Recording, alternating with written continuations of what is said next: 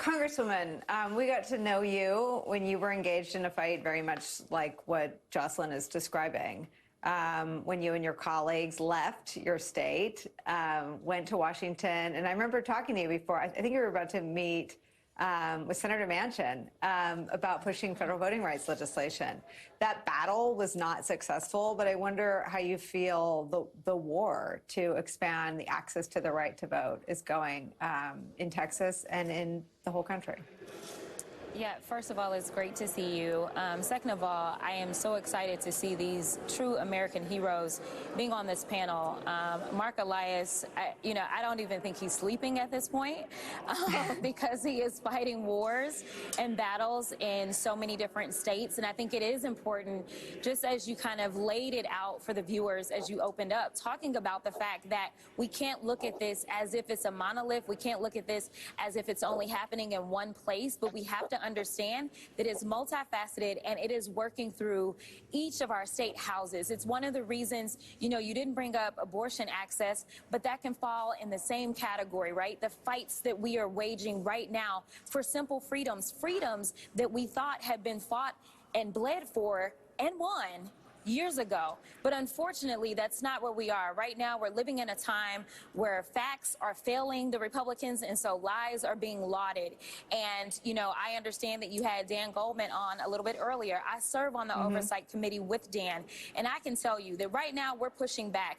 Our job is to push back and make sure that we're putting the facts out there. We had a hearing on the bill that you talked about, and it was a joint hearing. It was between Oversight and the House Administration hearing, and they wanted to talk to D.C. about their voting regimen and their practices. And in that particular hearing, I ended up going viral because I wanted to lay out some facts. One of the things that the Republicans are allergic to right now is facts.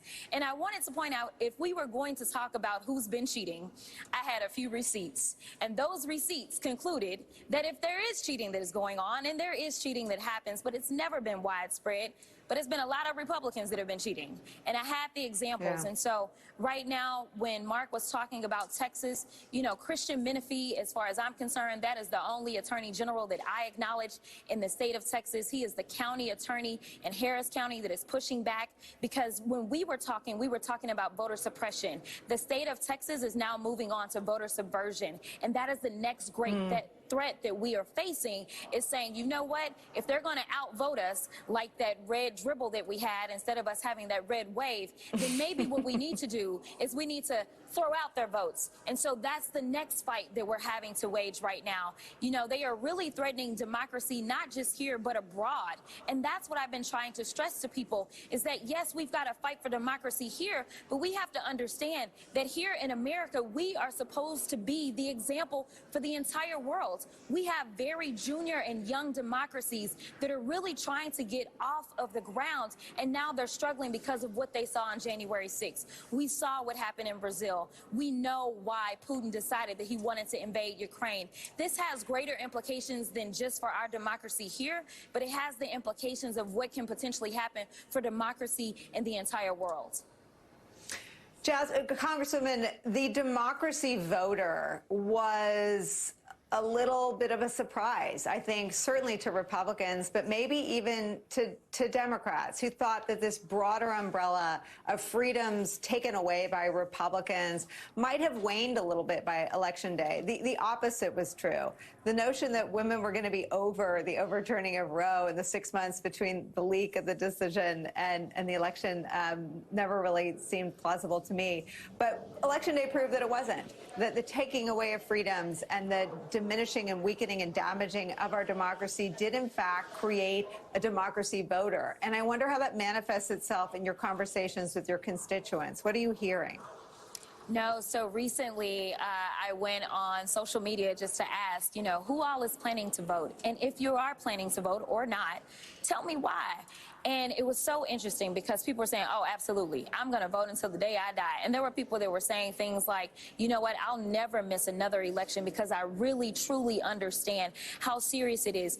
And there were people that were also accepting of election results and said, you know what, even if we don't necessarily get there, I've got to show up because I can't complain if I don't make sure that my voice is heard. Right now, because of the amazing work that is happening, unfortunately, Obviously, the Supreme Court doesn't get the majority of their decisions right nowadays, but at least one thing that they did right, which they affirmed Section 2 of the Voting Rights Act. That means that African Americans in the states of Louisiana as well as Alabama will have an opportunity to elect somebody to represent them. And hopefully in the state of Texas, God knows that we are due for more than just one seat when it comes to minority opportunity seats, considering the fact that we're a minority opportunity state. It is time for us to have a real representative government, and that's where redistricting really matters.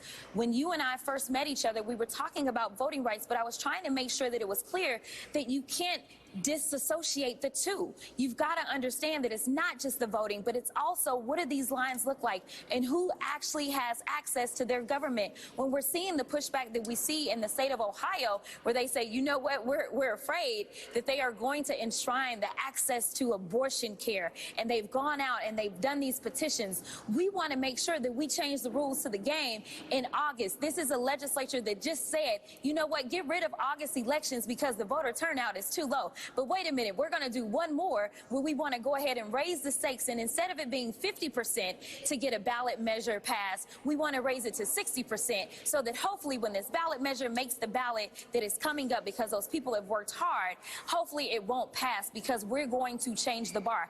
That is the name of the game for the Republican Party. If it doesn't suit their agenda, then forget democracy, forget all the principles upon which this country was built upon. Let's just go ahead and change the rules of the game and cheat to get to where we want to get, and that usually does not represent the will of the people.